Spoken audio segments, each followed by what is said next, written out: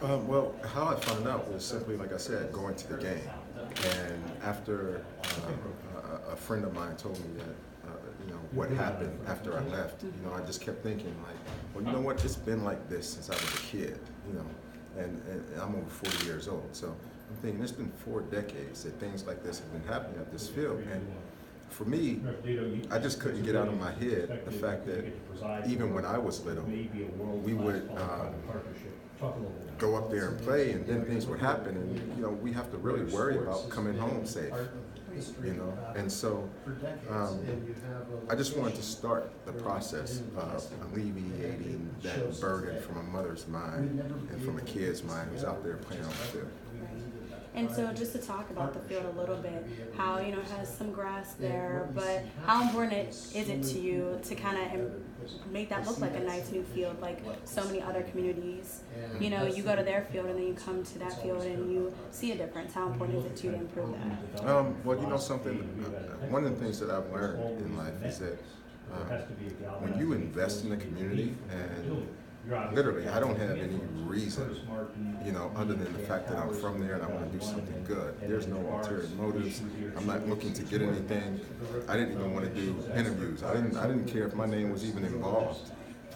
For me, what I wanted to do was just make sure that the kids have a safe environment to play in. And I think sometimes when you do things with the right motivation and with the right heart, people respond to that.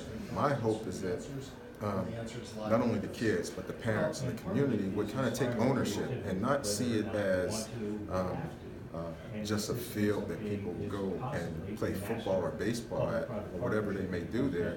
But I want them to almost take ownership and protect it. And I hope that it could one day be considered like a safe zone, so that there are no bullets flying or there is no violence going on up there while those kids are playing on the field. Curtis, when you say safe zone, Mac Miller, he's a Taylor. You went to Taylor all their days. Yes, Mac Miller. Did you know him at all? I just know the name. He and the mayor told us after Mac Miller died that they had conversations about creating safe zone fields that would be symbolized by a blue slide. Is that have anything to do with this at all? I had no knowledge of that whatsoever. Again, this was all just out of me thinking to myself, like, wow, that little girl came to a game, and who knew that would happen to her when she was just going to a game. And I just don't feel like kids should have to play in that environment. And I know that I played in it, and then Aaron Donald played in it, and there's other guys, but there's very few of us who are able to get out of that environment so that we can come back and do something like this. And again, like I said, I don't want to take the credit for doing this. This has been in plans for a long time. I just gave it a push in the right direction. Curtis, you mentioned when you were talking a little bit about how your personal feelings on football at the time of the draft and your pastor. Can you kind of sum that up a little bit again of how football was a vehicle for you to be able to do these kind of things? Yeah. Well, one of the things that,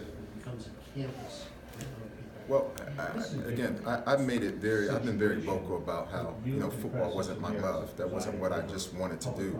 It was something that I was just blessed with the talent to do. And I did it because I remember my senior year, one of my childhood best friends, someone thought he was someone else and jumped out of the car with a shotgun and shot him in the chest. And he ran about 50 yards and collapsed and died. And my mother came to me and she said, listen, I don't care what it is. We found my mother murdered, my sister was killed, my brother's in jail, all of your friends are getting killed, you've almost been killed several times. You need to do something after school. I don't care what it is. And she gave me an option: baseball, football, basketball, band, whatever it may have been. And so for me, football was just what I was most natural at doing. So I walked up on the field, told the coach that I would play. And that's how it all started. And like I said, it took me a long time to really appreciate football. I would use that word. I didn't really appreciate it because it was something that I didn't want to do. But once I started to appreciate what it could do, it motivated me to reach the heights that I have. Curtis, you played college football here. Your NFL career took you to other places, but how's Pittsburgh and sort of remained part of you, and how did you stay connected to this place through the years? Well, I'll always be connected here. Most of my family is here. All of my childhood friends are here. I still stay in touch with them. I bring some of them to New York. I bring some of them to a place in Florida. That's really important to me. I don't necessarily see it as a giving back. I just see it as doing what I would just normally do.